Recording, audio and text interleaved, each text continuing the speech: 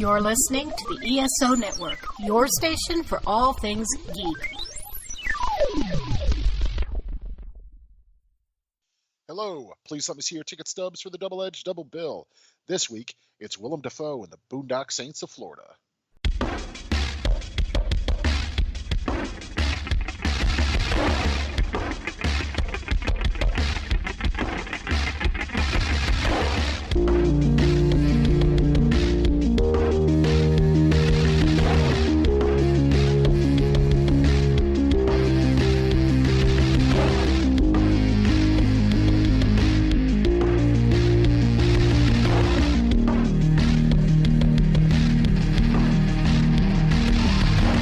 Each week, Adam Thomas and Thomas Mariani will come to the table to discuss the randomly selected yin and yang of a double feature. Then, both will have to pick a number between 1 and 10 in order to seal their fates for the next episode. One will have 2 good movies, the other 2 bad ones. Let the chaos begin. I am Adam Thomas, and it's ammonia! And I'm Thomas Mariani, and I'm just glad we're doing our intro here, because then there was a firefight! I knew one of us was going to do it. Yeah, but it had to be done. That had to 100% be done. But yes, welcome everybody to the double-edged double bill, where every week Adam and I cover a good and a bad feature based around a general topic that we decide on. And this week, in honor of the card counter is coming out from Paul Schrader, we are dedicating an episode to Mr. Willem Dafoe, who is one of our favorite actors obviously working right now, one of the best American actors. I'm curious, Adam, when was the first time you remember kind of noticing Dafoe and really like clinging on to him as an actor? Oh, that's a really damn good question. I know it wasn't, but it was right around Clear and Present Danger. It was, and I know obviously it's something people talk about all the time, but it's his fucking like laugh lines on his face. I noticed it. And I'm like, this guy is kind of unconventional looking. Like I said, I don't think that was the first, but that's the first one that popped in the head. Might have been the second time I seen him in something. So I was like, oh, this guy's that guy. That's probably it. I mean, for me, since I'm a bit younger, it was most definitely Spider-Man. Like, him as Green Goblin was immediately just like as a 10-year-old, he was just like one of those examples where that suit gets a lot of shit, obviously, because it's like, oh, it's Power Rangers-y or whatever, but him just seeing his face anytime, especially when he goes like full manic Hyde to Norman Osborn's Jekyll, he just like fully goes into a creepy mode that I'm just like, as a kid, I was just like, this man is scary, I don't know. And weirdly, like right after that, I would have heard his voice in Finding Nemo, where he plays a much more likable but still dark and damaged character. Yep, for sure. I remember when I saw him in that, and then I would see him in some of the other things he would do. I think what's so fascinating about Dafoe is just the fact that he is such a constant working actor, and he rarely feels like he's doing things for a paycheck. He was like theatrically trained, and he like really sort of loves the craft of acting to the point where he really just perfectly puts himself into any role. And even in like movies where he's not giving it 100%, he's at least never giving it below 50, I would say. Even in like some really bad like straight up studio movies, he never feels like he is completely out of it. He might half-ass it, but even half-ass Dafoe is a full ass compared to others. Yeah, I can agree with that. I've never seen Willem Dafoe not give a shit about what he's doing. There are certain movies, of course, that are terrible, or sometimes maybe he can't connect with the source material, so it feels like he may be a little bit distant, but he's always trying. That's why he is, as you said in sort of the beginning, one of the consummate great American actors working today. And I also just love seeing him in interviews where he can be like a very fun personality, but also you can tell that like he loves going to the craft. I would really recommend, I believe it's Vanity Fair does these little videos that are about like an actor going back through the various iconic roles in their career. The one on Dafoe is like probably my favorite of those I've seen, because is like, even in some bullshit like one of the movies we're talking about today, like there's always some kind of like interesting way he approaches it. He talks about being in Spider-Man. He was just like, most people didn't want to do comic movies at that time, but I thought like, no, this is fun, this is a bit different, this is interesting. He always likes to be kind of challenged, even if that challenge is, how can I get something out of this terrible straight up fucking bullshit blockbuster movie or something. It's always like he approaches it with like a lot of intrigue and challenge, which I think is what separates him from a lot of other actors. He's always fun to watch. Even in our bad sort of choice, I'd argue he's the only good part of the movie. Like there's some problematic things to it, but he's full in, dude.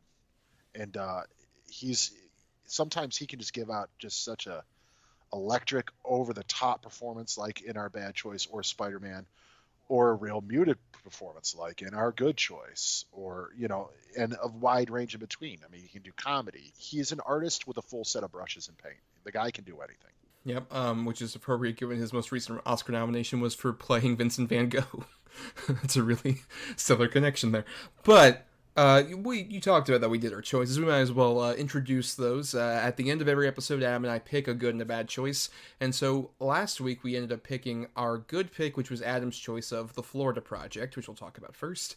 And then we'll be talking about our bad choice, which was one of my two choices, but to be fair, our patrons over at patreon.com/DEDBpod ended up voting on the Boondock Saints for our bad choice. So I agree. We definitely get the full range of Dafoe, from a more muted performance in The Florida Project to a much more over-the-top silly one in the Boondock Saints. But we'll start on the calmer note. We'll ease into the Dafoe, as it were, with The Florida Project. Gets arrested a lot. These are the rooms we're not supposed to go in. But let's go anyway. Hey, Lee, we got a situation here. Open up. It's only second week of the summer and there's already been a dead fish in the pool. We're trying to get it back alive. Water balloons thrown at tourists. Boobies! Boobies! I failed as a mother, Moni. Yeah, Mom, you're a disgrace.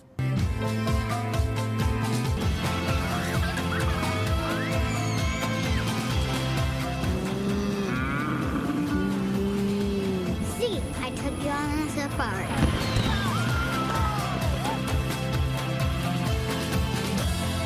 Whoa. Let's go, come on. Have a nice day. Love you, Bobby! I love you, too. So, The Florida Project came out October 6, 2017, from director Sean Baker, who, this is not his first film. He's done a few others before this, including Tangerine, which I would fully recommend to anybody out there, on Netflix right now. Great movie. But he co-wrote this with Chris Burgoch, and what's so fascinating about that dude is just that he has like a real naturalism to all of his movies that really works. And even, also, fun fact, he co-created Greg the Bunny. Oh, really? I didn't know that. Yeah, but you can even see Greg the Bunny is on the TV at one point in the movie, like near the end of it, when the mother's watching TV. It's Greg the Bunny. It's interesting, but I like the naturalism that dude has in his movies. I think he's a really fascinating filmmaker, and this movie has a lot of naturalism baked into it, where if you don't remember this from a couple Oscar seasons ago, basically it's a slice-of-life movie that follows a young girl named Mooney, played by Brooklyn Prince, who lives at a motel in Kissimmee, Florida, which is a real place. It's just outside Disneyland. It's kind of the place where if you can't afford to go to a Disney hotel, you would go to one of the hotels or even motels that are in Kissimmee, which is about like a 30-minute drive out from the parks. And it follows, Mooney along with her mother, Haley, played by Bria Vignetti. I apologize if I mispronounced that. But it basically just follows like a slice of life as Mooney lives her life in this motel that's managed by Bobby, as played by Willem Dafoe, and it's a lot of just like seeing this kid and the other kids that live at the motel there and the adjacent ones kind of interacting with each other and kind of trying to make the best out of their lesser sort of living situation, where they're living obviously in a motel in a little shitty part of Florida, but they're trying to do the best with what they can. There's a lot of childhood wonder and sort of innocence there, but I'd seen this movie before. Obviously, if you don't know, folks, I was born and raised in Tampa, Florida, which is a bit outside of Kissimmee. Usually to drive over to the Disney parks, it's about a 2-hour or so drive, and Kissimmee is right along the highway. I always see it every time I go through Florida to get to the parks. But Adam, you hadn't seen this one, and I'm very curious, as someone who I know you used to live in Florida for a certain period. How did you feel about the Florida Project? Well, I feel like the Florida Project is just Florida on screen. Bright colors, beautiful skies, hot weather, but just there's always this seedy sort of underbelly to Florida. It always feels like sort of the lunatics running the asylum down there. But with that being said, yeah, I hadn't seen this before. I remember you recommending it to me like pretty much right off the bat. So I was always intrigued to see it. A, I love Willem Dafoe. B, I love A24 pictures, but it just, for some reason, I never got around to it. That's why I sort of used this opportunity to make it one of my choices. And I'm very, very happy that I did. It's a beautiful movie. It inspires all the emotions. I can tell you that much. And it is without a doubt a perfect choice for sort of the good pick for our topic actor, Willem Dafoe.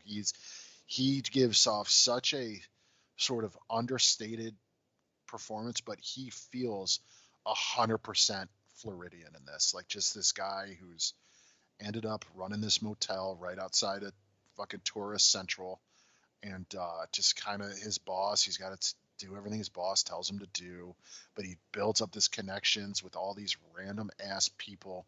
And the good thing about it is what is so masterful sort of about his performance, the way he interacts with every other person, you know, at the motel, these other little side characters you see, is different than he interacts with any of the other ones. He definitely has sort of this built-in relationship with every single character, and it's just a wonderful, wonderful performance. Yeah, we should definitely go into Defoe a bit later, but I'm curious, how did you feel about sort of our main characters with like Little Mooney and the Haley, the mother character? Especially, I'm curious as a father, how did you feel about this particular depiction of a certain living situation? This was the reason why I was a bit nervous about having you watch this, because there's a lot of not necessarily children in peril as much, but there's sort of a harrowing nature to watching this movie where it's a lot of just kind of kids being unsupervised in its own way. How'd you feel about watching that? It bummed me out, man, quite a bit. Like, and I even said this to you in text, and I have no reason really to feel this way, but watching this movie even kind of made myself question some parenting decisions I've made. Like, obviously, I've never lived in a seedy motel or you know, prostituted myself or things like that. Which, to be fair, we're not necessarily criticizing sex workers as much as maybe not doing it while your kid's there. You wouldn't do that. No, 100%. You feel so bad for this kid, not only because of sort of the lifestyle her mother's chosen to sort of put her right in the middle of, but just even the way the kid acts with the cussing and the spitting and the yelling at other people and telling, you know, you're not the boss of me, fuck off, lady, and stuff like that. You're like, oh, this kid. You could just see it right away. This kid's going to have problems, man. You know, growing up and really once the real world sort of hits her, it's really sort of heart-wrenching. The performances are pretty good, especially for Haley. You know, it's her first movie. I mean, I know she's like a Lithuanian model, and she came over into this movie, and she's really, really good in it. Like, it's not like a jaw-dropping performance by any means, at least in my opinion, but she's really strong as the lead. It's pretty impressive. Yeah, I do want to say that you said the word chose with the Haley character and sort of choosing to put the Mooney character. No, she chose to have her in the bathroom. Oh, right, yes. That's true. She definitely chose that much. But what I like about this movie is the fact that it doesn't necessarily depict, I don't think, this poverty in a way that's necessarily like romanticizing it in a way that I think a lot of sort of Oscar baity movies tend to do, that kind of depict poverty. But at the same time, it's also not like really damning the Haley character in a fashion where it's just like, how dare you be this awful person to your daughter.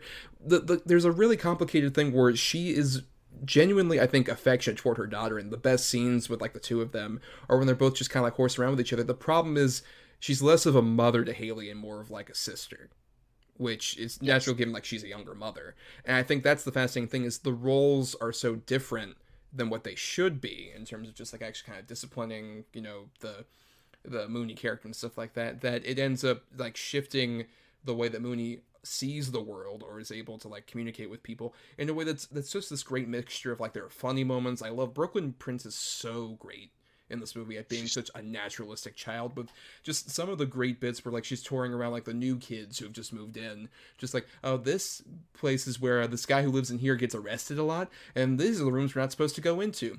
but let's go in anyway. Like, it's so cute. It's so funny. But at the same time, you do, as an adult, obviously see that, like, this kid is trying to, like, live the best life she possibly can in the middle of the situation. She has this great imagination and wonder, but at the same time, she lacks a lot of supervision because her mother most likely grew up in a similar situation. And thus it's this unfortunate thing where, like, these people are completely casted out and thrown out from, you know, especially in Florida. I know people like this that have lived, unfortunately, like, in these poverty-stricken places. And it's not out of, like, malice that they aren't attentive to, like, their kids or whatever. It's just because, like, they're, unfortunately, were raised in a system that doesn't really give much opportunity for the poor to, like, have, like, better means to educate themselves and all this other stuff. So you end up with situations like this where people live in these motels and they don't have time to take care of their kids because they gotta, like, work at whatever they can possibly do. And there's a real mixture of, like, tragedy, but also even a weird beauty that these characters kind of find in the middle of it. Yeah, no, I definitely agree. Like you said, maybe I am looking at it a little bit different because I am a parent and I do have a little girl, and she's roughly about the same age as the character in the movie. The most sort of heartwarming scenes in the movie, even though they were doing horrible vandalous shit, was the kids being kids and just them finding joy even in the worst of circumstances. Like, not necessarily, yeah, I mean, the worst. It's not ideal environment for children to sort of grow up in, but these kids made it, you know, as fun as they possibly could. Granted, you know, arson is not necessarily a good thing to do, but it's just that was the moments that really sort of rang true for me, that, you know, kids can just find a way to find the joy and happiness in no matter what the circumstance. And it's done so well here, to even with them all, they're begging for change, they get a single ice cream cone and they all share it.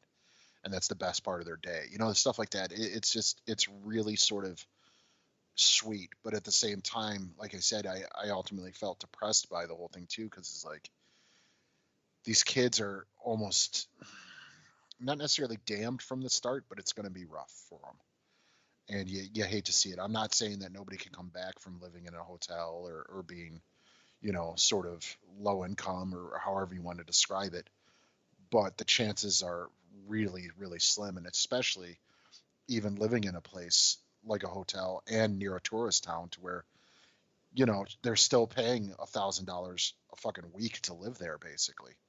And it's like, that's ridiculously expensive. And it's really sad, dude. And I felt for everybody in the movie, not just the kids, but yeah, definitely the parents too, where, yeah, they're young parents like her and her friend and everything, but, you know, you get the idea that maybe life hasn't been kind to them either. So they're doing the best they can. And even the Willem Dafoe character, like, you get the idea that this might not be where he ultimately wanted to end up, but he's making the best out of the situation and the sort of the relationships he garners and grows. And to me, the takeaway from the movie is you do the best with the cards you're dealt. And that's sort of what we're seeing on the screen the whole time. No, yeah, I definitely agree with that. And I think it comes from a lot of, like, some of these people, obviously, you mentioned, like, Brooklyn Prince was actually an actress, and Bria was a model from Lithuania who Sean Baker found, like, on Instagram. But a lot of the supporting cast isn't, like, Defoe or them, are actually people that lived in these hotels, particularly, like, Christopher Rivera, the little boy who plays Scooty, like, lived in one of the adjacent hotels and was just this actual kid who feels, like, so authentic. And I think that's the thing, is there's a danger to where it's just like, oh, are you exploiting these people? And I don't think they are with this movie, because I think it's just kind of showing them as natural people. With, like, the Scooty character, one of my favorites is Josie Olivio as the grandma Stacy, who lives in the adjacent hotel and is taking care of, like, little Jancy and the other little kid. I just love, like, the situation where the opening is the Mooney character and her friend spitting on her car, and she's like, hey, what the hell are you doing? You gotta clean this up. And so, like, the Haley character brings Mooney back over, and they, like, clean the car, and the kids are making a game out of it, and she's just like, hey, this isn't supposed to be a game, you're not supposed to be doing this. And, like, the little Jancy kid joins in. I just love that, like, even that situation where it's just like, oh, hey, we're being punished for doing something terrible, the kids are just trying to make some kind of joy that they can find out of that. And even the grandma kind of relents at a certain point where, like, Haley's just like, oh, come on, you need to just chill out. and you like smoke a joint, just like, you know what, maybe I do, maybe that's exactly what I need. It's like, girl, I feel you. That's a great moment where it's just like, even in the middle of this poverty situation, you can find connections with people. There sort of is this weird kind of like community that builds up, and Dafoe, I agree, has so many of those, particularly that lady who's outside on the fucking pool, and the kids make fun of her for like being topless, and Willem Dafoe's just like, look, I told you, but you gotta like cover up. So good. Like, so many great moments that feel very natural, or especially when those two later meet up and they like share a cigarette, is like such a great, Yes. beautiful moment. Yeah, she's like, see, you didn't even say hi to me. You're only talking to me because I got cigarettes. I know it. And he's just sort of laughing and just, chuckling with her. And even the scene where, like Haley brings in the rent money and he's counting it. She's like, why the fuck are you counting it? You don't trust me? And they go through the whole spiel where he's like, all right, I won't count it. I'm going to count it when you leave, though. And she's like, come on, what the fuck? He's like, look, will you just shut the fuck up and let me count it? And they're just laughing with each other and stuff. Like, he's so good in this movie. And, you sent me the gif of sort of the one part, which is one of my favorite parts too, where he walks out in the morning and he's just, you can tell he's probably exhausted. And there's the giant cranes right in the fucking driveway. And he's like, okay, boys, we gotta go. Cars are coming here. There's gotta be customers. Let's go, gentlemen. There we go. And he's just walking them off the property. You're like, yeah, man. I cannot emphasize enough, as a Florida boy born and raised, those sandhill cranes pop up fucking everywhere, and that I have lived a moment like that where just like they've been like on my fucking backyard or whatever, just like, come on, get out of here. And especially Dafoe brilliantly doing like, come on, you're not fish or fowl, huh? Fish or fowl? Right. So good. But yeah, even just some of the other stuff, like the place they get the ice cream at, Twisty Treat, had plenty of Twisty Treat even where I'm at. Like, it's a great local chain that I've eaten ice cream at many times. Or like the various different tacky places in Kissimmee I have gone into, even like the Merlin shops or the Big Orange place, stuff like that. It's just like, it perfectly captures the existence of living in Florida, which is like all these tacky looking fucking places, but there's a weird kind of charm to seeing them. Like, of course, there it is, like these familiar spots that have like a weird authenticity because they could only exist in Florida, quite frankly. Right. And one scene in the movie too that I want to sort of bring up emphasizes to me what the whole movie is. It's, all the neighborhood kids are outside. They're all playing on the picnic tables and they're all just having a good time. Willem Dafoe's out there painting this fucking gaudy ass motel, and that old man comes up. Mm-hmm.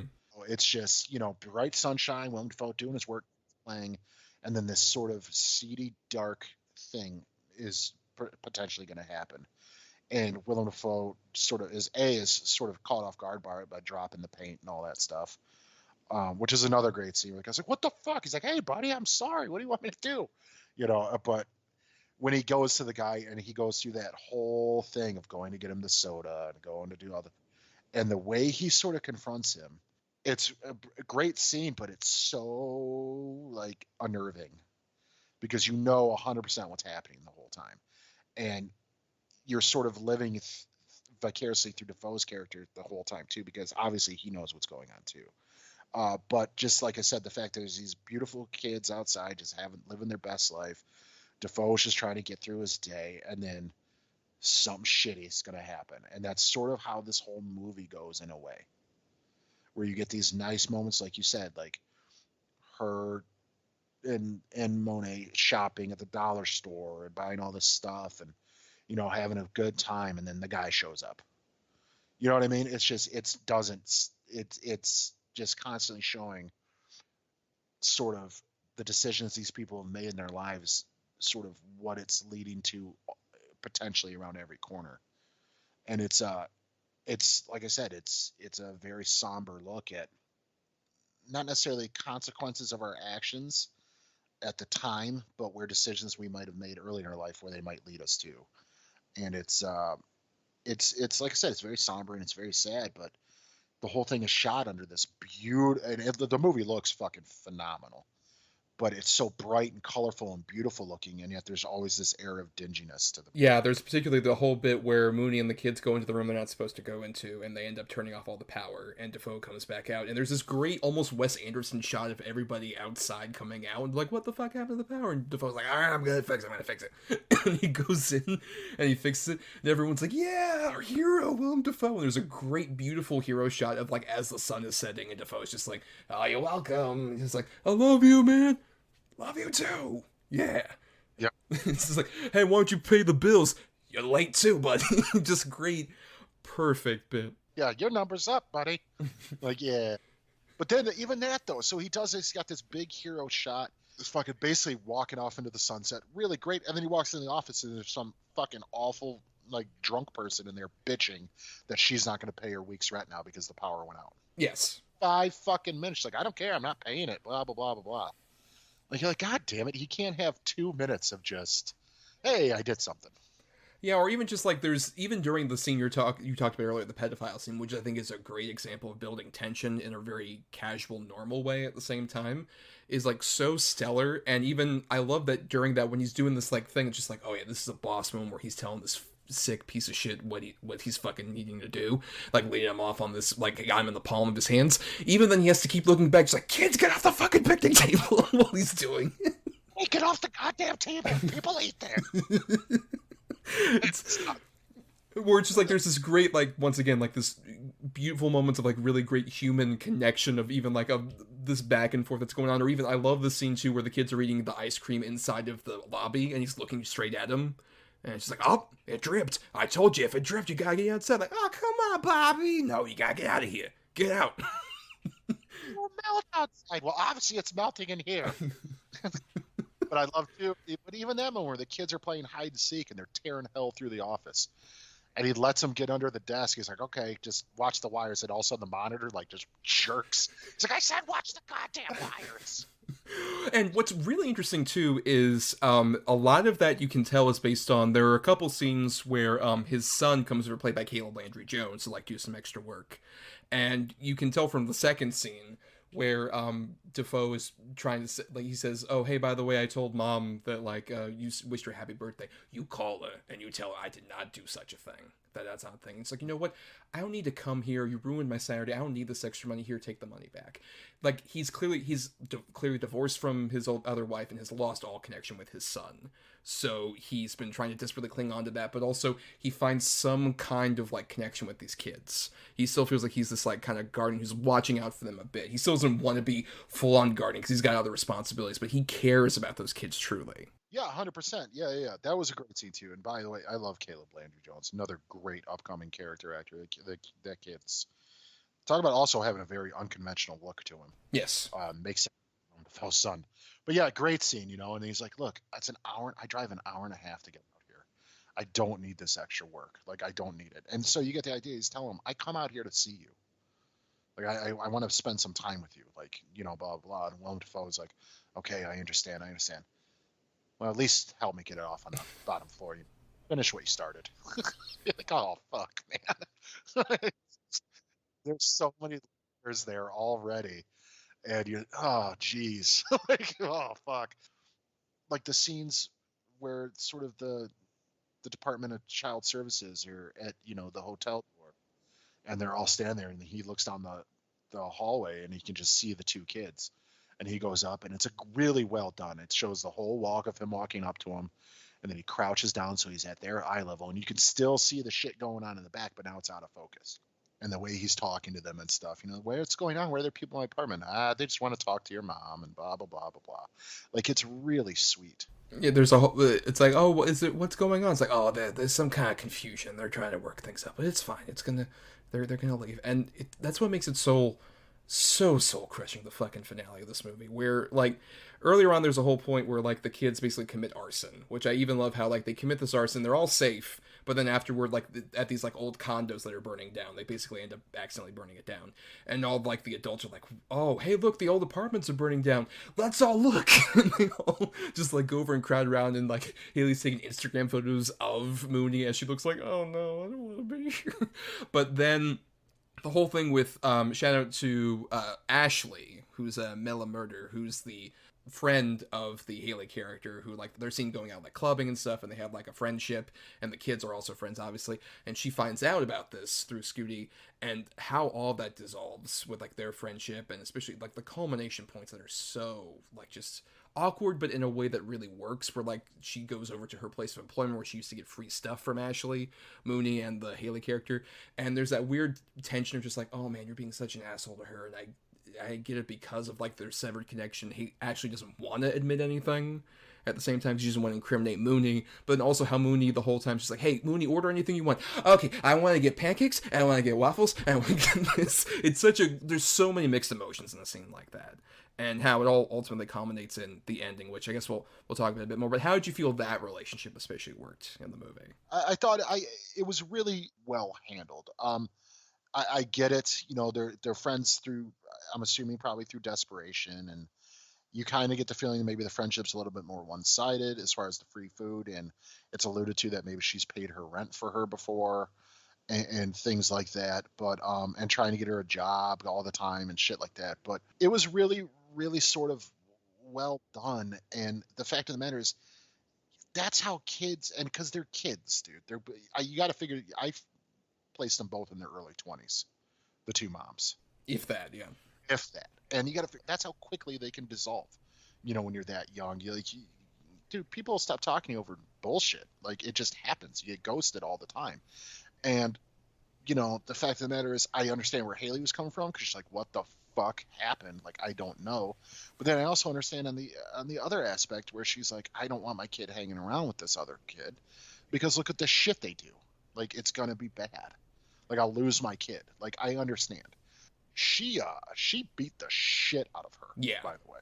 Yes. So violent. And the fact that it's showing the back of the Scooty kid's head, he's watching this happen, was gut-wrenching for me. Like, I'm like, oh no. The movie, I really like how it doesn't show some of these more, either like that stuff or like some of the more lascivious things, because it's from the kid's perspective, like that's blocked out of frame, or even when like Mooney is inside the bathroom in the bath while the John is over with Haley, and you just hear him coming like, oh shit, I just had to go to the bathroom, there's a kid in here. It's like, why did I tell you, dude, the bathroom's off limits, and all that shit. It's this great way of like showcasing like, oh, this is such a sad situation without being, once again, exploitive. Yes, I completely agree. And because it very well could have gone very exploitive, but it didn't. It's really, really well handled. But then even the idea that you get about 10 minutes to 15 minutes before you get the reveal of the sort of the John walking in the bathroom, you get 10 to 15 minutes of her sitting there in the tub, you know, occasionally for a couple minutes at a time. And I mean, I kind of placed together what was going on, but then once it confirms it, you're like, oh no. Like, it's really like, oh, this poor kid. Good God.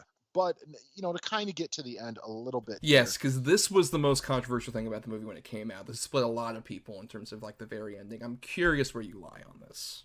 I loved, and it broke my heart, her crying at the door. Yes. I mean, just heart-wrenching. Now, I'm of two minds. Either one, that actually happened, that they somehow got into Disney World and ran away. But I think that was more, maybe I'm wrong, but that was like sort of a fantasy. That's kind of what they both at the time wished they could do, just run away and go live in Disney World. I mean, I'm more of the mind that it's definitely a fantasy, because as somebody who's been to Disney World a solid amount of times, like, there's a whole situation where, like, you need, like, to get the ticket and shit like that before you can ever go in. There's, like, a lot of checkpoints or whatever. It's definitely, I think, a fantasy thing. But the bigger thing was, I think it wasn't so much about, like, oh, is it real or a fantasy, but if that was a good decision to have, like, that final moment or not. Do you think that worked, where they actually go into Disney World and it was filmed guerrilla style, actually, like, on an iPhone and shit like that? Do you think that worked as a finale for the movie? Yeah, because on the flip side, what do you want to see? Do you want to see her get driven off in a car, you know, crying, and then her mom not knowing where she is, and her having to say goodbye to all these people? Like, to me, that'd be too much of a downer note. Like, why not end it on a, you know, a childlike whimsy fantasy? That's what the whole movie's been already. So why not end it on that? I thought it was a really smart way to end it. Yeah, I completely agree. I think that moment crystallizes so much of like it. Like you mentioned, Mooney's been living in her own fantasy world throughout all of this. She's like, oh, let's go on a safari, and they find like the broken down tree or whatever, all this other stuff. She's been building a fantasy world that we haven't seen literally. But if you listen to like her talking about it, like she's trying to make the best of the situation. And when it gets to this critical point, it's just like, oh, I'm going to be ripped away from the only home I've ever known, and my mother and my friends, and this is devastating to me. Like her finally realizing, and I agree, like that crying is like, so it's devastating. You're a monster if you feel nothing at that poor fucking kid crying. Then leading off into the completely different note, the way it looks is different. There's actually like a score that's going on when there hadn't really been that much diegetic music, except for at the very opening you hear Kool and the Gang's Celebration, which interestingly, the music, the score, is an orchestrated version of that song.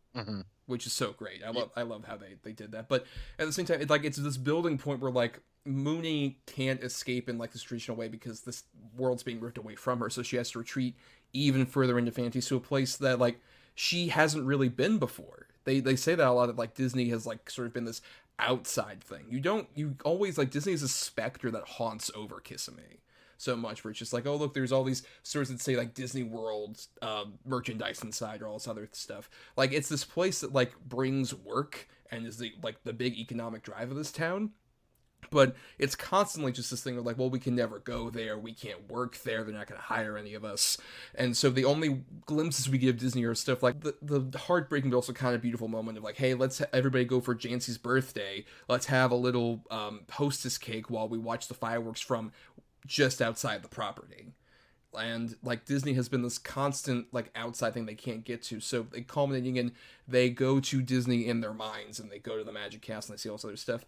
That one moment that's like guerrilla style shot says so much more about like that relationship between like the class and like childlike innocence and wonder, and what Disney as a corporation wants to feed you, way more than that fucking Escape from Tomorrow movie ever did. Which, if you don't know, was this like indie movie that was infamous for like, oh, we shot at Disney at Land and World guerrilla style, and it's a piece of fucking shit that we might talk about on the show at some point, because it's one of the biggest disappointments of my film going life of the last like 10 years. Terrible fucking movie. As opposed to this movie says all of that without any of like the pretentious bullshit of that movie. In just one shot. Yeah, no, I completely agree with you. Yes, that is a dog shit movie. In a way, I get where people would be sort of like put off by the ending, but again, how else do you want this to end?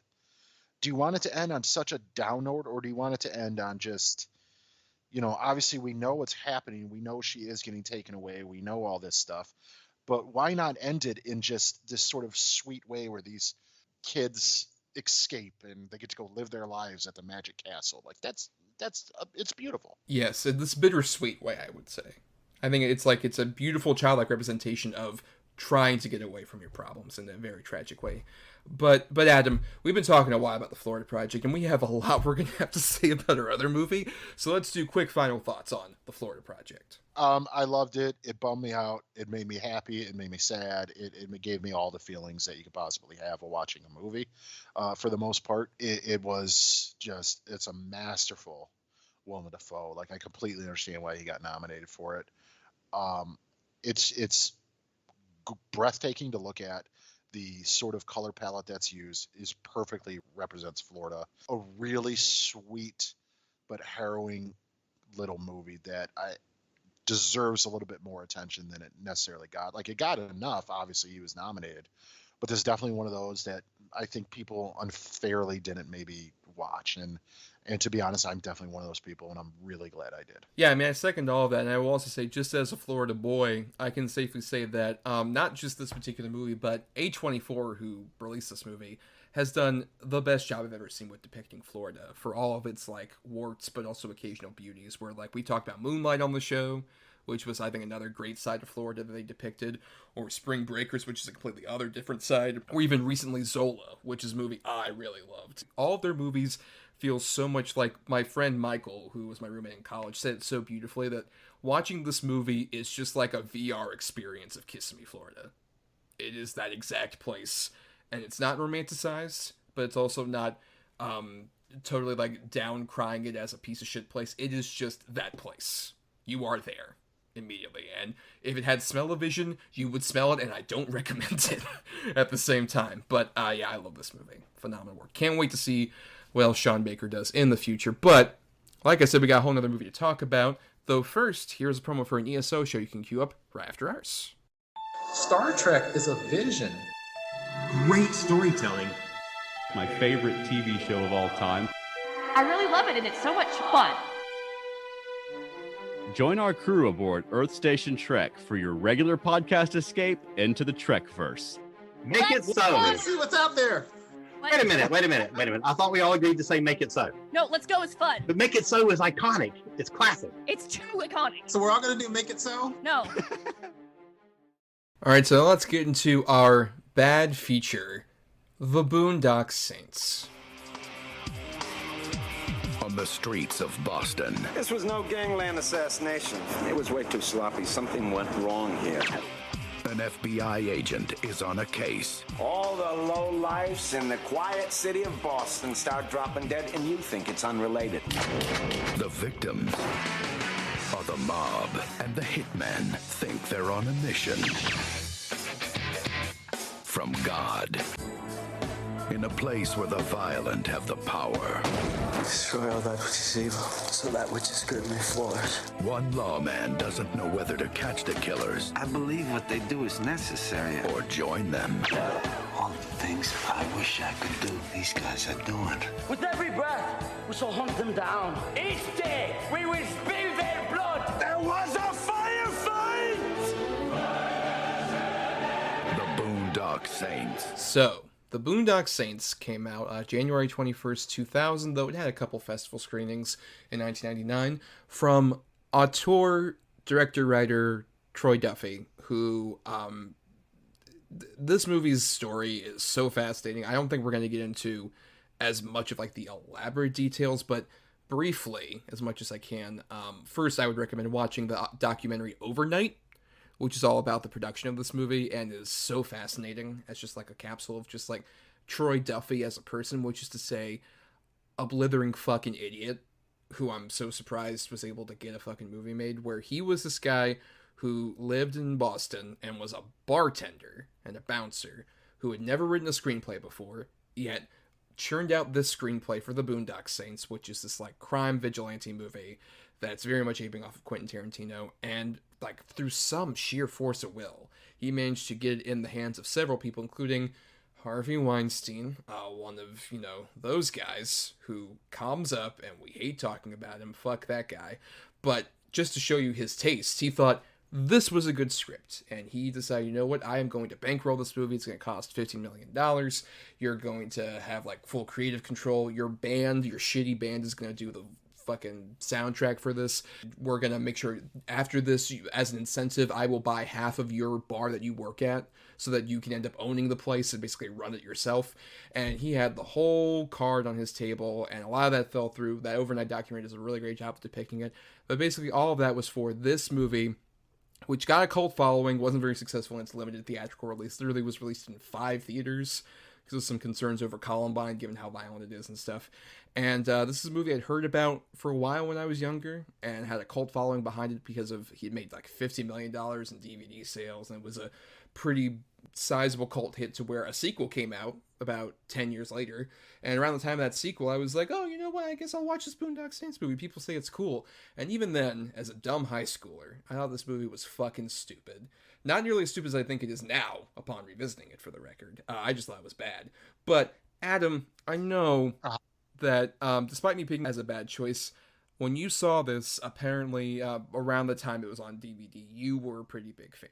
I don't think pretty big fan is enough to sort of encapsulate how I felt. I loved this movie. You know, like I was definitely sort of championing the fact that I was an Irish kid a lot by the time this movie came out. So it was like, yeah, a movie about, you know, Irish kids, and, you know, blah, blah, it's really cool, it's slick, they're killers, and yet there's still Catholicism stuff in it, and blah, blah, blah, blah, blah. I thought it was the coolest fucking thing I've ever seen. You know, I didn't go crazy like Hot Topic, buy all the shit that they put out for it, because that was a huge thing. But I mean, I was even contemplating getting a tattoo for the movie and stuff like that. Like, I really, really loved this movie. Um, I always knew it was piss poorly acted, other than Willem Dafoe. But for some reason, it just never really bothered me.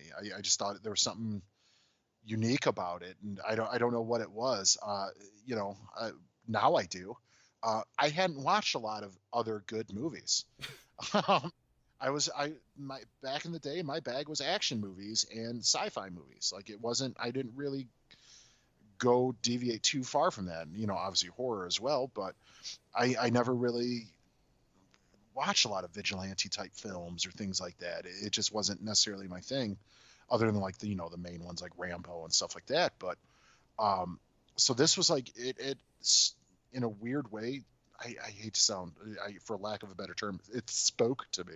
What it was saying was nothing good, for sure.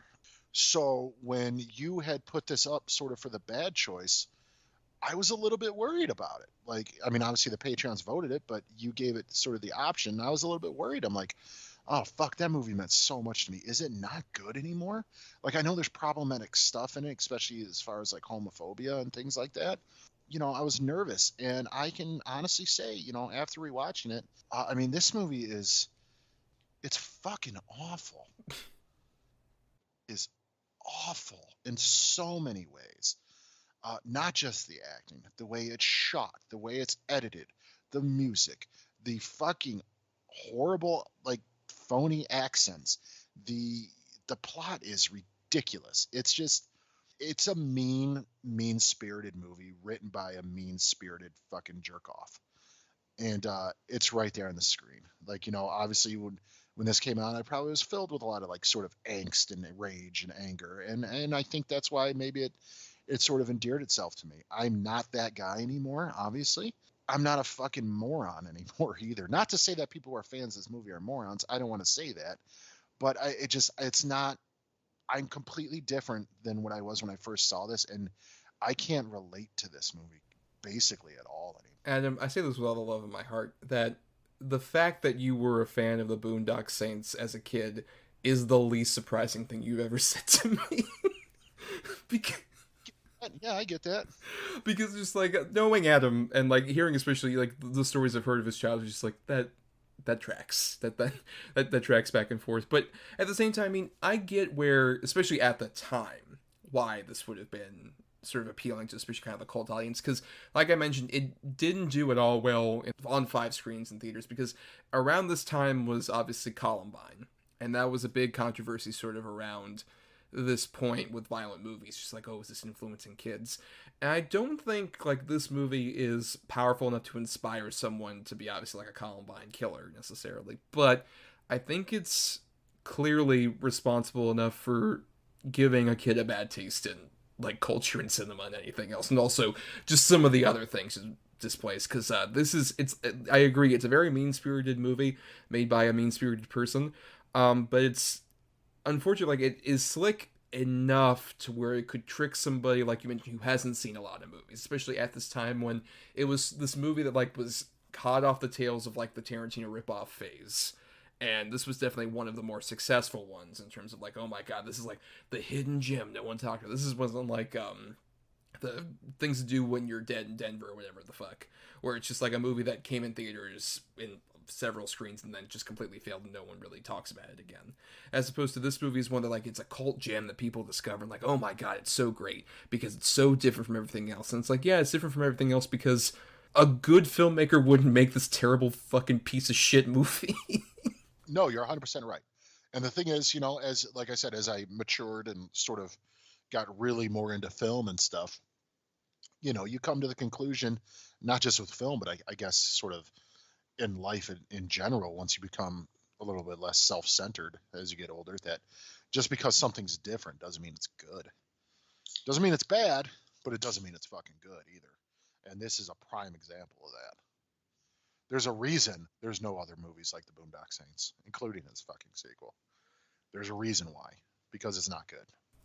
Yeah, and even then the sequel, so it's it's not this movie, but also it's bad for very different reasons.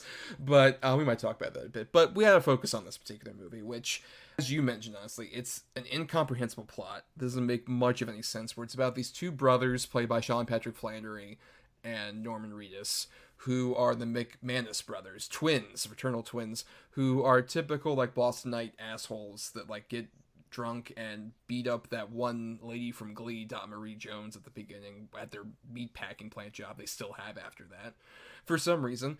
But after that they go off to the pub and they end up getting in conflict with some Russian mobsters that are trying to dismantle the establishment of one Doc McGinty, played by Gerard Parks, aka the old man Doc from fucking Fraggle Rock, who has Tourette's in this movie. Because that's funny, right? Isn't that funny, guys? Oh, don't worry. If you don't think that's funny, there's going to be a bunch of other jokes very similarly tasteless that'll like really appeal to you. It's great. Sarcasm, bad. But from there, like the guys end up like murdering these Russian gangsters basically in this style that I can't emphasize enough how much I fucking hate Troy Duffy's style of like, oh hey, we're gonna have the conflict build up to this certain point, and then we're gonna cut and we're gonna see like the aftermath, and then we're gonna show you exactly what happened, which is fine to do like once, but he does it every time, and it's so fucking annoying. Like, why are we doing it this way? Just because it's slightly different? Doesn't matter. It's fucking dumb, Troy. I think the only time that it actually does work is with the whole "it was a firefight" scene. I'd argue that's the time it works the best. Yes, because we should get to our man, Mr. Dafoe, plays this detective, Paul Smecker. Great name. Great name everybody has. Mr. Smecker is this detective who's investigating and is basically a ripoff of like the Gary Oldman character from The Professional, but now he's a detective who's got like weird proclivities. He's an FBI agent, to be fair. Right, that's true. It's crux of his character, where the local Boston PD detectives don't like working with him at first because he's FBI. Right, yes, but he keeps investigating, and he literally does like all the things like Oldman would do, like, oh, I'm going to put on my headphones and listen to opera as I investigate, and immediately just like, oh yeah, here it is, this is exactly the problem, here's what happened, here's everything I know, I'm a genius. And then the way that Dafoe delivers this terrible dialogue, it's once again a great example of him giving so much to this movie. And apparently, like, Troy Duffy convinced him after like he saw Dafoe perform in a theater, like one of his like avant-garde weird theater pieces he was doing, and Troy Duffy was so excited about like, oh my god, I love you so much, I hope you could do the movie with me, I really appreciate it. And he's just like, he has absolutely no experience, but I like the gumption on this kid, I'll do it. And that's the whole attitude throughout this whole movie. It's just like, he knows this is a first-time filmmaker making a dumb, stupid action movie that, like, I'm sure no one's gonna fucking see, so I'm just gonna go hammy as possible. And goddamn if he doesn't, because he'll do stuff like, oh, he enters the FBI office and he's just like, oh, we don't have much on these two, but apparently all we know is the angels, and he literally does the fucking arm flap. Yep. Actually, if you don't mind, can we just stay here? Oh yeah, we gotta hold this cell. I mean, it's okay with me if your friends stay over. Like you mentioned, he is easily the best part of this movie. Just anytime he's on screen, immediately just like, oh, I perk up, because he's gonna do something stupid that's really fun to watch. Wacky and wild, like to the point where, like, the classic, there was a firefight scene where he's investigating this crime scene, and then he just pulls his gun out and starts shooting it in the air. And he's covered in sweat. He looks like suddenly looks like he hasn't slept in days. That would not happen. Like, no FBI, he didn't instantly get arrested for pulling his gun out and just discharging it in the air. And also, the big thing that you're not mentioning is that while he's investigating, he's going through every single bit and piece of this crime scene, but he's actually in the middle of the crime scene, which they do a couple other times, and it's dumb. I would agree. I think this is the one time where I will give Troy Duffy credit where this feels the most, like, stylistically interesting. To see Dafoe casually walking throughout, like, this thing that's playing out. Like, he's this sort of Ghost of Christmas Past specter, basically, that's going around. Which leads to then there was a firefight thing, which not only does he do the thing where he shoots his gun in the air, but right before that, he is, like, moving his hands to the opera as the guns are going off in the fucking flashback, and it's so fucking extra. It's great though, and like my opening line from the show, sir, we can't go to your sample. It's fucking ammonia. This whole crime scene's contaminated. God damn it, fuck. He falls into the bushes and shit. Like he's insane, dude. His choices are so fascinating to me, and so hammy and over the top that it's just like. This time watching, I was literally like just counting the minutes until Willem Dafoe came back on screen. Yeah, particularly even like the small subtle things he does. Like there's the bit where they're investigating like the peep show, and he's just like in the middle of the peep show, just like, let me investigate here. Let me see. I think this might have happened, and he's like at one point sitting down, he's playing around with like a little shawl that one of the fucking strippers would have been wearing. Yep. He's investigating the dude that they shot in the back of the head, the first one, and he's got his fingers in the bullet holes, and he takes out and he starts rubbing it through his hair and stuff to get the hair out of his eyes, and all the other detectives are looking at him like, oh god, and he keeps doing it. Like, it's just so funny. Just the weird choices he makes, it's perfect. There is sort of the homophobic language that comes. Ultimately, he's revealed to be he's homosexual, so he uses the F word I think twice. Yeah, as far as I know. But I will say, out of all the other times it's used in the movie, because it is used a lot, his are the least offensive to me because it fits with the character already. That character is so crazy and out of control, where it kind of didn't bother me. I mean, I think it bothered me just in terms of like, it doesn't, because this character that you're mentioning, like, he's over the top, but at the same time there's no consistency to him as a character. So where I think that would like make sense to me. I think what bothers me less, especially I was worried going into this, is there's a certain point later on where he goes in to investigate the crime scene that like the big climax is going to happen at, and he decides to get in wearing a disguise, and that disguise is he pretends to be like a prostitute that's going to come in, and he's in full-on like drag regalia, and I was worried like, oh, is this going to be maybe a bit transphobic or whatever? And I mean, there's just like general misogyny from the other people, but more importantly, Dafoe isn't playing it in the way of like, oh, this is offensive. He's playing it like he's fucking Bugs Bunny. Yes. And he's just going for it. When he pulls that gun out of his purse and shoots it, whatever he did with his mouth to make his cheeks like flutter, when he shot, like he literally did like a raspberry when he shot the gun, it's perfect. It's so over the top and crazy. Like, what is happening here? Like, I don't understand this. It's just, and yet you could tell it's almost like they just let Willem Dafoe kind of do whatever he wanted to do, and it worked perfect. And more importantly, like the big thing that I'm sure Dafoe is like, is just reading this terrible script where this character at a certain point is like, he's so infatuated with the McManus brothers and their crimes, because he's just like, at a confession at one point, he's like, I don't even normally do confession, but I have to tell you, doctor, I'm so fascinated by what these men do, because I don't think that it's the right thing, but at the same time, I think what they're doing might be actually the right thing. I don't know. I'm so conflicted. Like, he read this, he's like, the only way I can convincingly depict any of this is to make this guy an insane loony person. Right, and when I'm delivering this horrible speech to this music confessional, I gotta be piss drunk. Yes. And if you have not seen this movie and you're kind of like, oh, this sounds fascinating, kind of fun, we want to really emphasize we're dwelling on Dafoe so much because there are gulfs without him. And those gulfs are so miserable.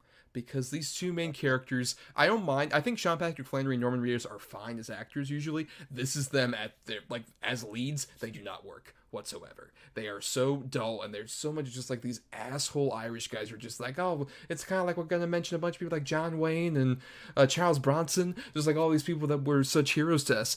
And they have like a cavalcade of fucking assholes who just follow around, like particularly David Della Rocco, as the funny man, who's like their Italian buddy, who keeps coming around and keeps delivering jokes, particularly during one sequence where he's talking to his Italian mob boss guy and Ron Jeremy, also another piece of shit, who I hate seeing in fucking movies for various reasons, and they go back and forth on this thing that, like, I've said this before, I'm an Italian guy, I'm not that bothered usually by Italian stereotype shit, but when you literally have your fucking Italian mob boss guy eating lunch during this, and he pulls out an entire fucking loaf of Italian bread.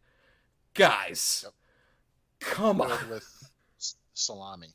Yeah, filled with salami and all this other shit. Like, guys, there's only so much I can take. I'm not gonna call the Italian Defamation League, but also fuck you. It's such a bad accent too. Yep. It's so bad. Micolo. You're like, okay. Oh, and especially the dialogue you're delivering also has a lot of uses of the N-word in a way that is, once again, just like trying to provoke and shock. There's so much of just like that late 90s kind of spirit, just like, oh no, you know what, we're gonna like really shake things up by like, these are awful characters who are gonna be saying this shit, but guess what, isn't it entertaining, isn't it kind of fun, they're saying all this nice shit? No, it's not. Because at the same time you're saying, oh, they're awful characters, you're also completely championing them and their violence in a way that's just like, it's morally irresponsible and also bad. You could be a morally reprehensible but well-made movie, and this doesn't have the courtesy to do that. The best way to describe this movie, it is really pure toxic masculinity. Mm-hmm. Like, that's what this movie is. And to the point where even the sequel, they have a whole speech about what it is to really be a man. And it's really disgusting. Yeah. That's the thing, is like, that's a term that we throw around a lot of people throw around a lot, and sometimes that term can get like kind of muddled or whatever. But this is like such a pure example of it, that this movie should just be like in a fucking toxic waste barrel that says caution toxic masculinity. Just like, it is that embodied. Like, if you fucking put your hand in, it would burn away and put in like an Axe body spray can instead of your hand. Right. I mean, to the point to where you brought up the Dot Marie Jones part where, you know, he says, you know, basic rule, which by the way, the Irish accent, basic rule of thumb. Like, no, that's not accurate. But basic rule of thumb. And she's like, rule of thumb, you know, men used to be allowed to beat their wives as long as they used something that was no wider than their thumb. And he's like, well, how much damage is that going to do? Should it be called rule of wrist? And she's like, fuck you, you know? And then the reaction is, oh, relax, just a joke. It's St. Patrick's Day. Like, wait a minute. And then she punches him, and then only so that they can have the excuse to like punch her, basically. Yep, 100%. It's morally wrong. It's morally reprehensible to the point to where, you know, I don't feel bad that I liked this movie, but I feel bad for kids who are even younger than me, 13, 14 years old, watching this movie and be like, oh, these are the coolest guys. It's like, dude, this movie it's just a pure example of what dude bros thinks is cool. Yep, it's the favorite movie of your least favorite guy you meet at a bar at St. Patrick's Day. 1,000%. Just some asshole you know. It's like, dude, best movie ever, Boondock Saints, kid. I fucking love it, dude. When the stripper was naked and he grabbed her body, fucking awesome, right? Like, oh. No, this movie sucks. Yep. It's about as bad as Norman Reedus' Irish accent.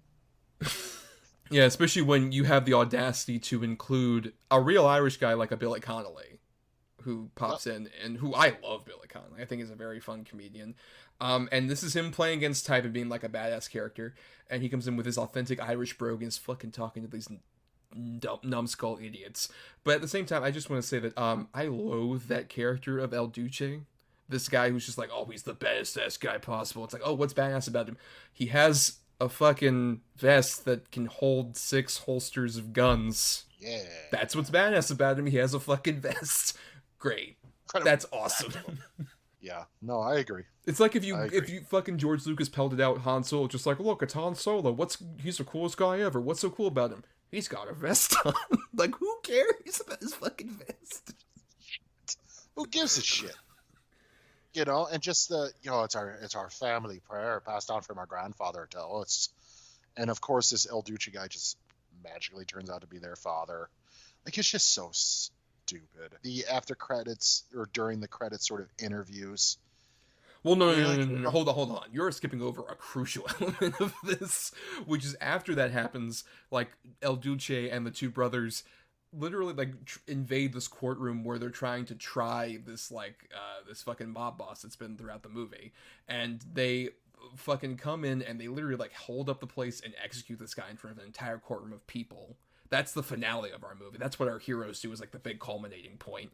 And then over the credits, there are these testimonials you're talking about, where just people are divided about like, oh, I don't know, I don't like the Boondock Saints. They might not be the best guys, or other people are like, you know what, they're great. They're doing the thing that police won't dare to do. And then the other people in the middle who are just like, no comment. Why? Why are they included if they don't have a comment? I have no idea. And then it's also some of the worst acting ever, even in those scenes. It's like, yeah, I like the Boondock Saints, those two guys playing basketball. What? How could you say that? I can't believe you right now. Like, oh God, why are we putting emphasis on this shit? Like, yeah, kids are gonna have pictures of Batman, Superman, and the Saints on their wall. Really? Okay. Yeah. Hot take. This movie fucking sucks, dude. It's, the thing is, there could be a cool movie here. There really could be. I don't even mind the vigilantism stuff. I don't even mind the Irish Catholicism angle to it. I don't mind it. It's just, it's done by like a dude who's in college, just got done slamming beers with his buddies, and he wrote this script. So much money was thrown at Troy Duffy for this. And, again, I don't like the guy, but I got to give him credit for negotiating to have the fact that he had pure creative control and was able to direct it. Doesn't make it good, but it's 100% his. So win or fail, he is to blame for this. Yeah, I mean, it's totally his project. And I get why, if you want, have you seen the Overnight documentary? No, is that available somewhere? Because I want to. It is currently streaming on Tubi as of when we're recording this. It might not by the time this is released, folks, but it was streaming. That's where I watched it earlier today. It is just a personal look at like him going around and like, because these documentarians were just like hired by him to be like, hey, this is DVD bonus content. You keep filming me. Just keep filming me during this whole process, like of him like talking with his parents about how much he loves that he's going to be in the movie, all the way through to like all the stuff with Harvey Weinstein and all this other stuff. It is a fascinating look at a kid who, like, at this point he's like 26 and this is his first script, and he's got in front of fucking Harvey Weinstein's face and got people into like fascinated by it. And so like he's the hometown hero boy, and how all that crashes down even before they start filming the movie. Like I said, there's a lot to that documentary. I would fully recommend it, much more than I would say the sequel. Which I think we can briefly address, despite how terrible this movie is worse, mainly because Dafoe has a brief cameo, and that is not throughout the whole movie. Yeah, and it's a really piss poor sequel. Just a lot more racial jokes, and Peter Fonda doing a horrible Italian accent. Yeah, but it came out in 2009, so it's even worse that they're doing it then. It's really bad. Yeah, all this stuff really shoots like Troy Duffy is a person who, on paper, based on that documentary, like seeing him, it's like, okay, I can believe how a force of personality like that could get into the room and talk with a Harvey Weinstein. But at the same time, I can't believe that after you hang out with that dude for more than a pitch meeting, how you would at all be like, oh yeah, I'll keep financing this guy for several months until we can get like the movie off the ground, especially with all the stuff that he's doing with like his fucking bandmates who are trying to record an album and all this other shit around him. It's a fascinating story of a fucking piece of shit idiot who at least has the initial fascination of just like, well, you are very straightforward with what you're trying to put out here, and you have a confidence that I can respect. It just turns out that dude was a total like emperor has no clothes situation, and the clothes are the Boondock Saints, which is more like he has a strip of like a t-shirt, because that's how thin the fucking movie is. It is god awful. It is top tier, one of the best examples of like not every cult hit that you find on like DVD after it had a failed like theatrical release. Not all those are good kids. They might be popular, but they can be just as dumb and vapid as a movie that made $100 million. It sucks.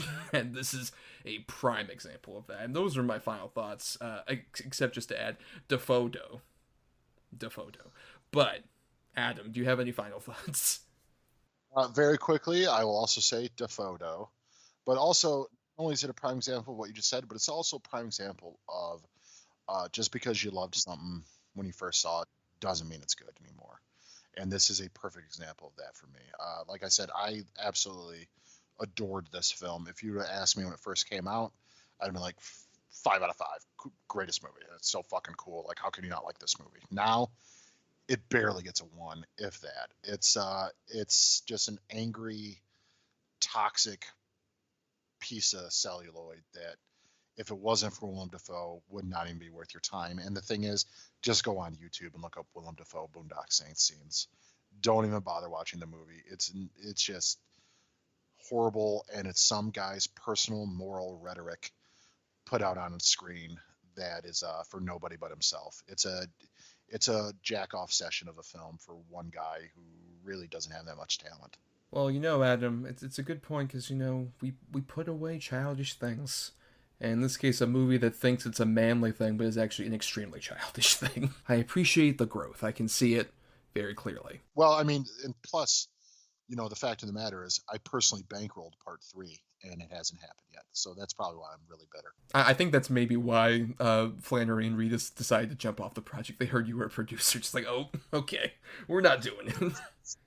I am so broke. But that's enough about Boondock Saints, Adam. We have some other things to talk about in our next segment, though first, here is a message from the ESO crew that we fully endorse. Welcome to Dr. Geek's Laboratory. Dr. Geek here with another reminder that the ESO network is pro-science and pro-vaccine. We urge you to be a superhero and protect yourself, your family, and your fellow geeks around the world. Don't be fooled by the forces of evil and their anti-science misinformation campaign. Consult the latest CDC guidelines, your doctor, and get the COVID vaccine today. So now we're going to be doing the double review, where basically every week Adam and I program the best and worst possible double feature based around the topic that we're doing for the week as a complement to the episode. We recommend you submit yours at various places. We'll mention as we close the show out.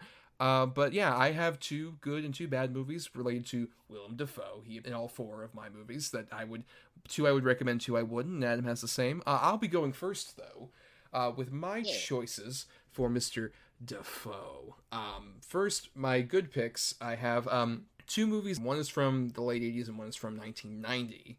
That I think really exemplify everything I love about that dude. I have first Martin Scorsese's The Last Temptation of Christ, which was very controversial when it came out. It is literally depicting the Jesus story from a more human perspective in a way that I find fascinating. I feel like it's his most underrated of his masterpieces, which obviously there's a lot to contend with, and Dafoe plays Jesus in it, and I think it's a phenomenal portrayal of... I'm not necessarily the biggest religious guy. This was very controversial when it came out, like I said, amongst Christian audiences, especially before they even saw it.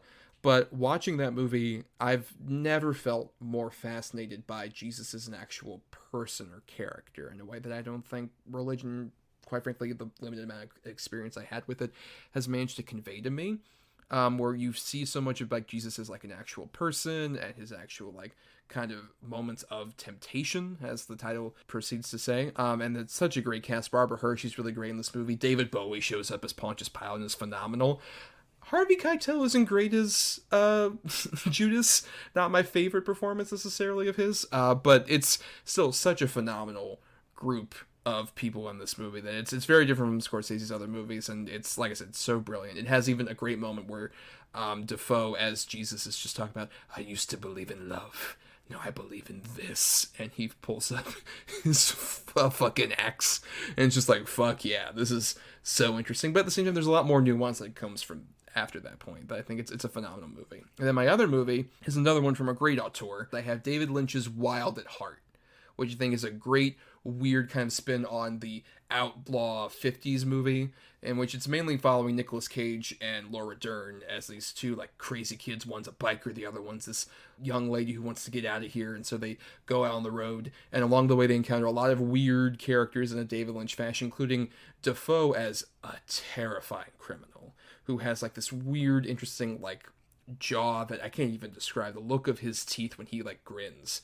is terrifying stuff in a very Lynchian kind of way. It's just stellar. I love that whole movie, but I think his performance in particular is so intriguing and terrifying. There's so much menace, but also a lot of charm where you can see why somebody would be fascinated by him and all that. But then my 2 bad ones I have are 2 movies from 2017 and 2 examples of him definitely getting a paycheck. One is the Netflix American live-action adaptation of Death Note, which is a manga and an anime, amongst other things. And Dafoe doesn't appear physically in this movie, but he voices the sort of a villainous ghost-like character. I apologize, anime fans, I forgot his name, of this like ghostly character who basically tempts a young boy to write in this death note, which is a journal of like, hey, whoever you want to die, just write his name in here and they'll end up dead within a couple days. And Dafoe's voice is very appropriate for that kind of character. And you might have seen like the look of this character on the internet. I'd seen him in various forms, and I think it fits that design.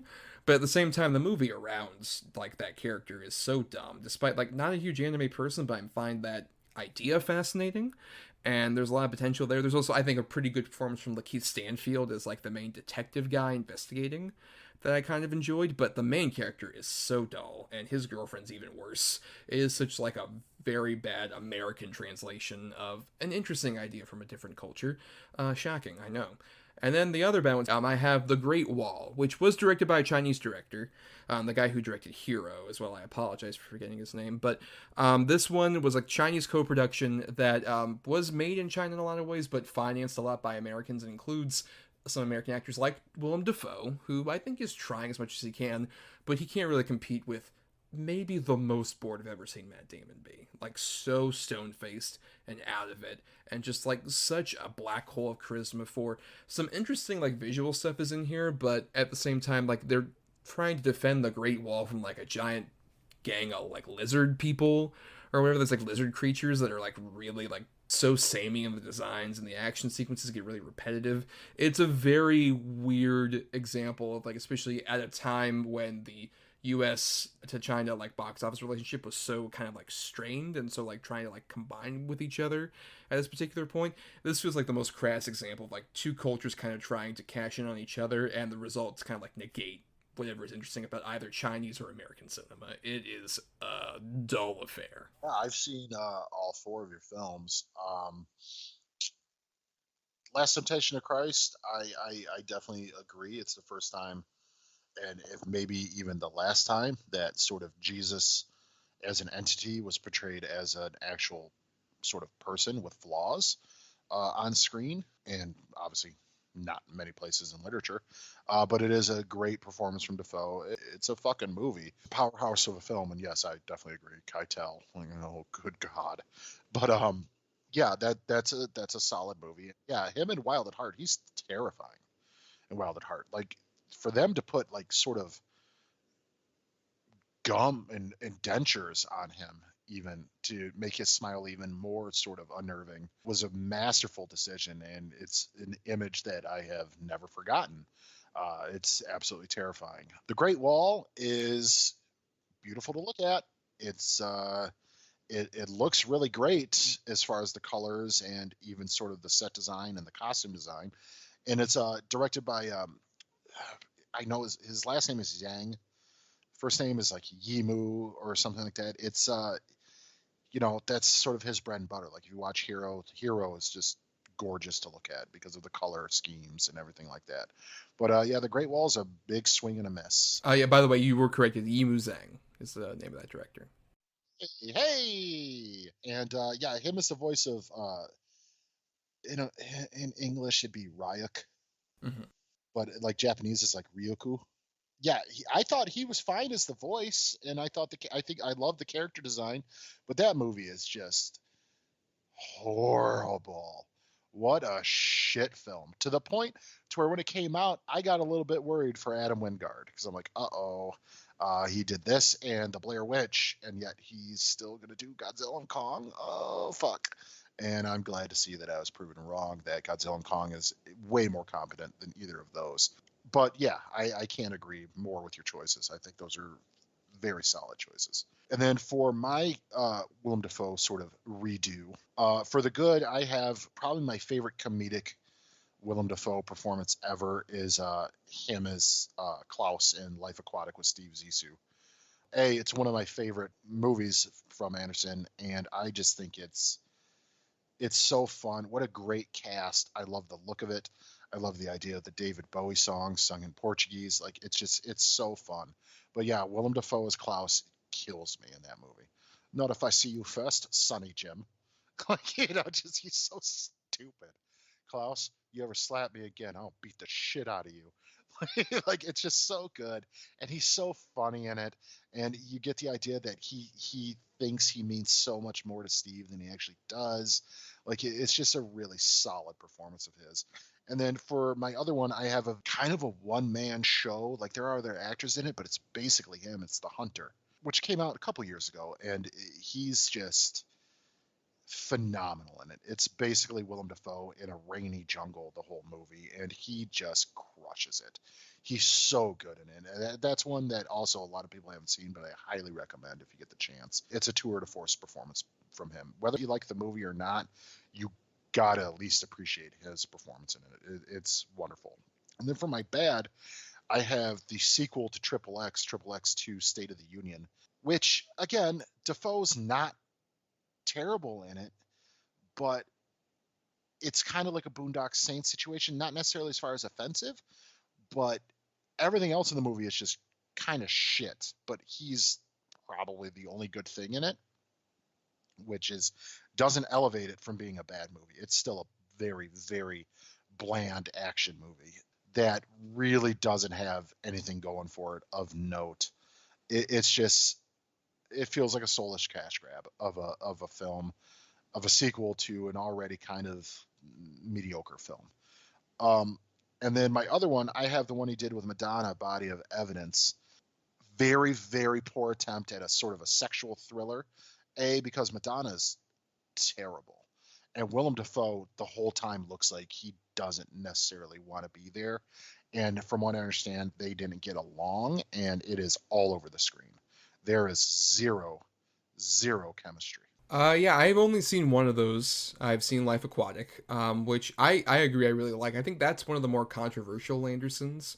I think that gets the most divisive reception, especially at the time. It was kind of considered like a downgrade after he had really popped with like Royal Tenenbaums and Rushmore. But I really dug that movie. I still quite dig that movie.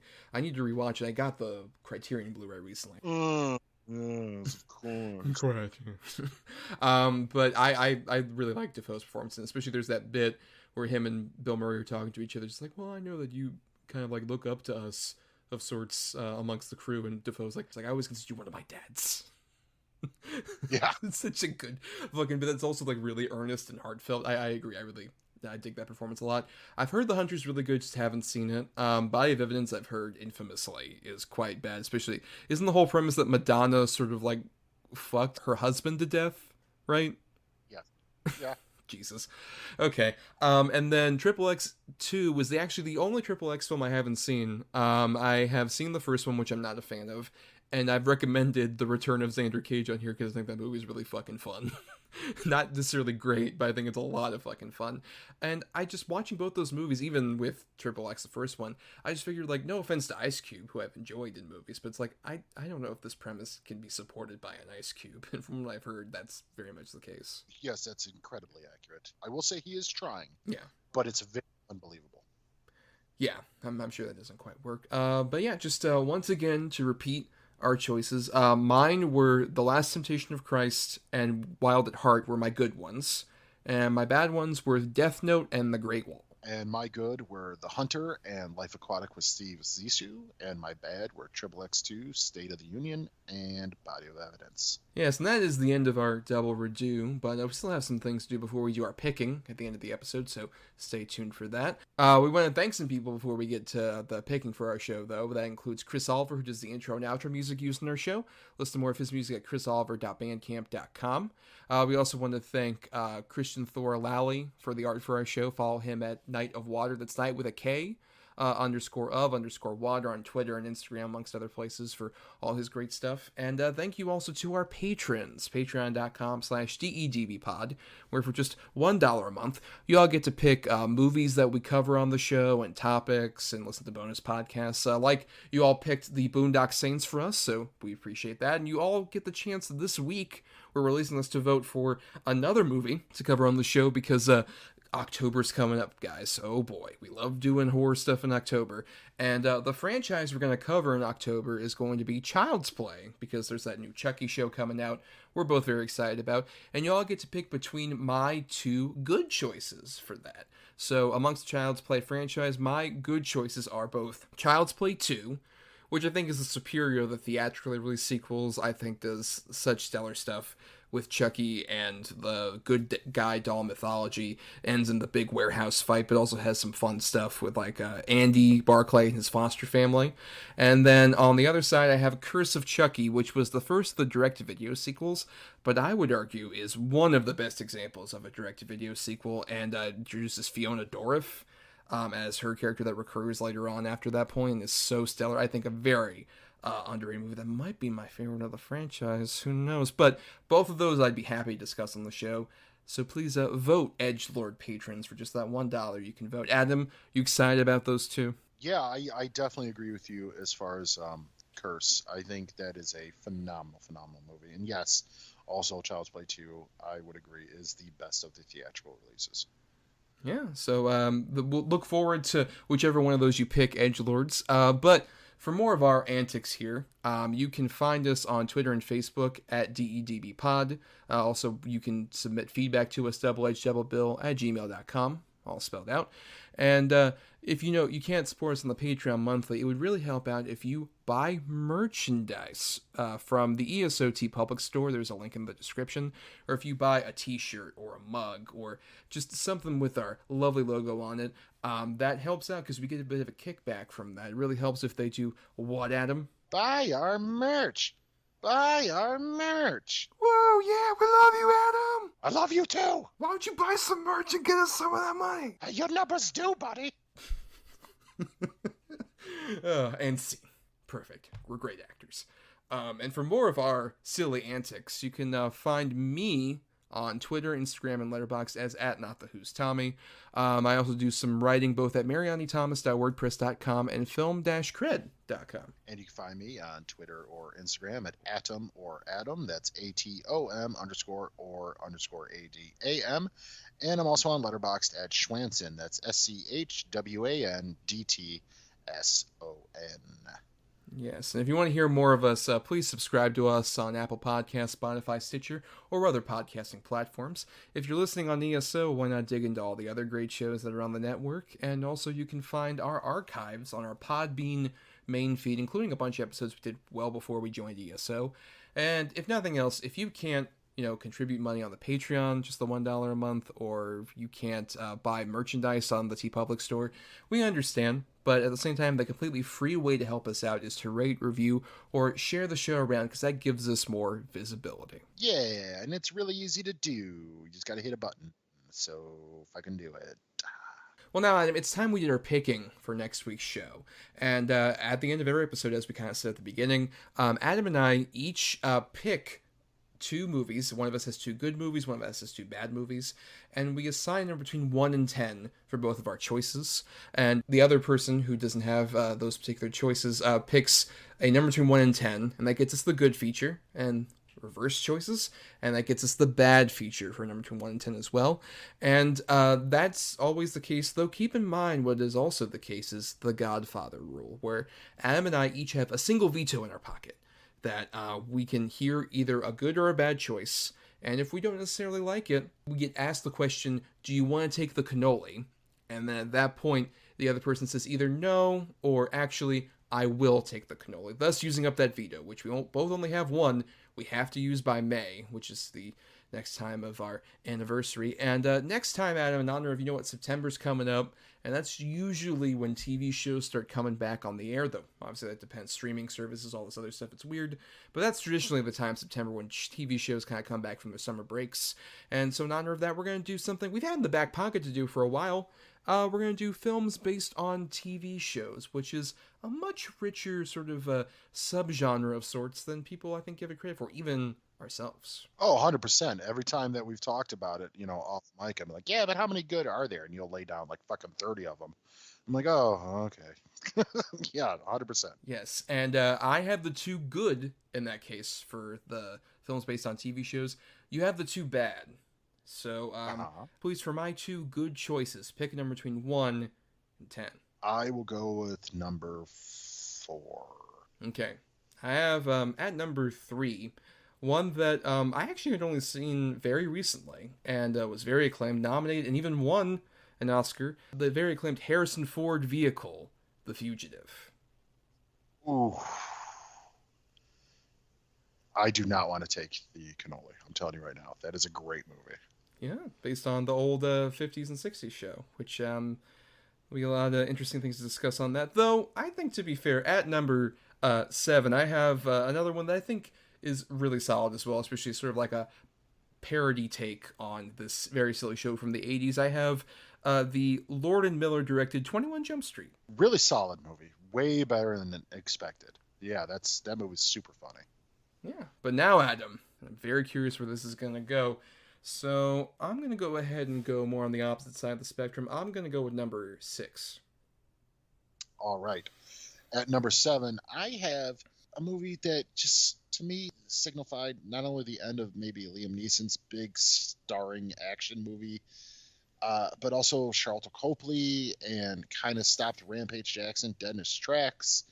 And it's also like maybe the end of the funny Bradley Cooper other than Rocket Raccoon. I have the A-Team. Okay. I haven't seen this one. But, do I feel like taking the cannoli? You know what? I'm not going to take the cannoli, especially because this one has some defenders. So I'm curious if I'm going to be in that crowd. Especially it's Joe Carnahan directed that. So I'm very curious. Especially also, I have no experience with the TV show, like, at all. So I'm going in with a clean slate of just, like, aside from the theme song and that Mr. T was on it. That's all I really know. That's fair. And then at number 1, I had, one of the worst animated films I've seen in a long time. I have the recently released, and I know that sequel's coming out, I have the animated Addams Family. Okay, I have not seen that. I kind of avoided that like the plague, especially because big fan of the 2 that came out in the 90s. Yes, me too, as well. And this is atrocious. Yeah, it's pretty bad from what I've heard. But I think we're going to be talking about a very interesting double feature then with The Fugitive and The A-Team. Yeah. Yes, so we'll talk all about that next time. But until then, everybody, make sure you pray to your saints. Not those Boondock ones, though, because fuck those guys. Fuck all of them. Yeah, they could all go straight to hell.